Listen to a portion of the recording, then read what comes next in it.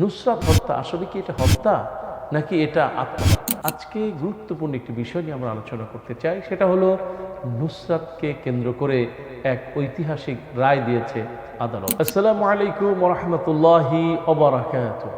আলহামদুলিল্লাহ ওয়াসসালাতু ওয়াসসালামু আলা রাসূলিল্লাহ ওয়া আলা আলিহি ওয়া আসহাবিহি আজমাইন। قال الله تبارك وتعالى في القرآن الكريم من قتل نفسا بغير نفس أو فساد في الأرض فكأنما قتل الناس جميعا। সম্মানিত দর্শক শ্রোতা, প্রিয় দিনী ভাই এবং বোনেরা, কাছে কিংবা দূরে যে যেখান থেকে দেখছেন, আজকে গুরুত্বপূর্ণ একটি বিষয় নিয়ে আমরা আলোচনা করতে চাই, সেটা হলো নুসরাতকে কেন্দ্র করে এক ঐতিহাসিক রায় দিয়েছে আদালত। আপনারা লক্ষ্য করেছেন যে ফেনীর সেই সোনাগাজীর যে একটি মাদ্রাসাকে কেন্দ্র করে দীর্ঘদিন ধরে চলে আসা একটি মামলা আজ সেটা রায় দিয়েছেন। সেই মামলায় ফ্যাসিবাদীরা 16টা পরিবারকে লণ্ডভণ্ড করে দিয়েছে। গর্ভবতী একজন মা সহ 16 জনকে মৃত্যুদণ্ড দিয়েছিল। আজ সেই মামলায় পুনরায় রায় দিয়েছেন। সেখানে আমরা দেখেছি যে 16 জনের ভিতর থেকে 14 জনকেই মৃত্যুদণ্ড থেকে রেহাই দিয়েছেন, 14 জনকে আপনার সেখান থেকে খালাস দিয়েছেন, বেকসুর খালাস দিয়েছেন 10 জনকে, বাকি 4 জনকে মৃত্যুদণ্ড থেকে তাদেরকে যাবজ্জীবন কারাদণ্ড দেওয়া হয়েছে। সম্মানিত দর্শক শ্রোতা, আমরা বলতে চাই যে আল্লাহ সুবহানাহু ওয়া তাআলা তিনি বলেছেন, মান কাতালা নাফসান বিগাইরি নাফসিন, যে অন্যায়ভাবে কাউকে হত্যা করে, ফাকাআন্নামা কাতালান নাস জামিআ, আল্লাহ পাক বলেন সে যেন সবাইকে হত্যা করলো। আও ফাসাদিন ফিল আরদ, অথবা জমিনে ফাসাদ সৃষ্টি করলো, আল্লাহ সুবহানাহু ওয়া তাআলা বলেন তাহলে সে যেন জমিনের সবাইকে হত্যা করলো। আজকে আমরা যদি তাকাই, এই যে 16টা পরিবারের ভিতরে যারা এই যে দীর্ঘদিন ধরে কারাগারে আছেন, অথচ আজকে বেকসুর খালাস হয়ে গেল, তাহলে তাদের উপরে নিশ্চিত এতটা বছর জুলুম নির্যাতন করা হয়েছে, তাদের পরিবার পরিজন থেকে দূরে রাখা হয়েছে, অবশ্যই তাদের প্রতি জুলুম এবং নির্যাতন করা হলো। শুধুমাত্র শারীরিক নয়, মানসিক, অর্থনৈতিক, এমনকি তাদেরকে নানাভাবে টর্চার করা হলো। আজকে যারা করলেন দীর্ঘদিন ধরে এই পরিবারগুলোকে কি এক অবস্থার মধ্যে মেচাকার অবস্থায় ফেলে দিয়েছিল, আজকে 10 জন বেকসুর খালাস পেয়েছে, আলহামদুলিল্লাহ। আল্লাহ সুবহানাহু ওয়া তাআলা বলেছেন, যারা হত্যা করে, মান কাতালা নাফসান বিগাইরি নাফসিন, কোনো কারণ ছাড়া হত্যা করলো।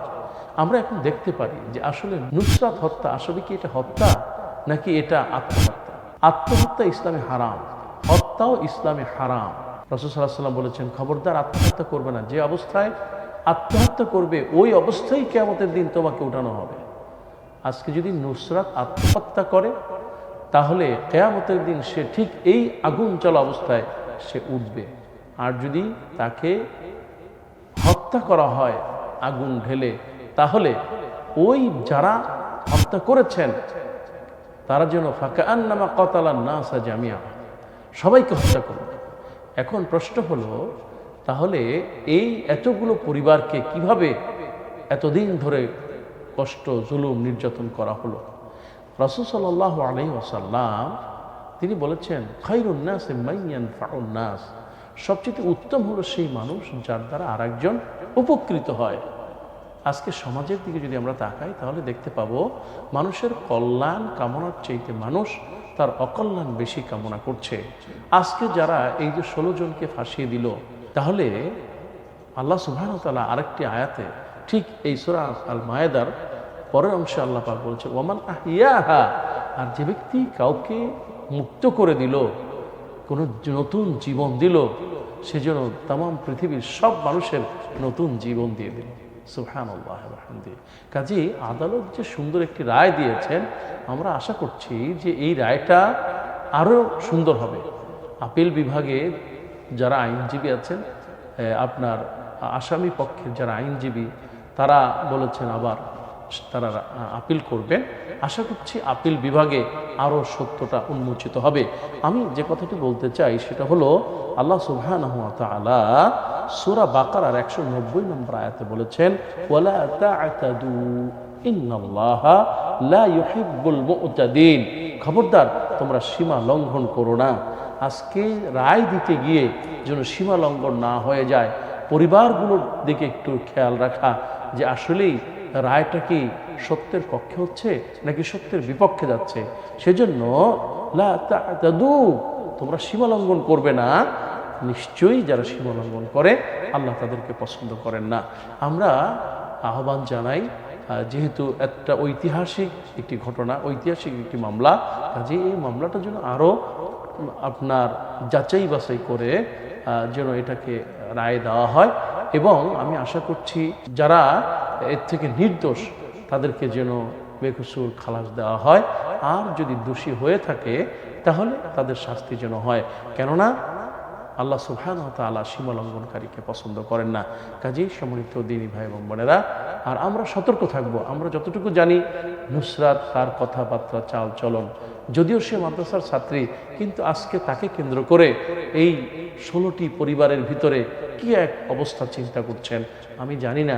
আল্লাহ সুবহানাহু ওয়া তাআলা যে এর মধ্যে কত মানুষ, কত মা বাবা, পরিবার, সন্তান, আত্মীয় স্বজন, খেসারাত, মানে কত যে তাদের পেরেশানি, কত তাদের অর্থনৈতিক, শারীরিক, মানসিক কত দিক দিয়ে তাদের কষ্ট হয়েছে। কাজেই এই আলোচিত বিষয়টা যথাযথভাবে সমস্যাগুলো সমাধান করে সুন্দর একটি রায় গোটা দেশবাসী, গোটা বিশ্বর মানুষ তাকিয়ে আছে। আল্লাহ সুবহানাহু ওয়া তাআলার কাছে সাহায্য চাই। যারা পরিশ্রম করলেন, কষ্ট করেছেন, এবং যারা মাজলুম অবস্থায় আছে আল্লাহ যেন তাদেরকে সহায় হন, এবং যারা বিচারক আছেন আল্লাহ যেন তাদেরকে ইনসাফের সাথে ন্যায়ের বিচার করার তৌফিক দান করেন। আমিন। আসসালামু আলাইকুম ওয়া রাহমাতুল্লাহি ওয়া বারাকাতুহু।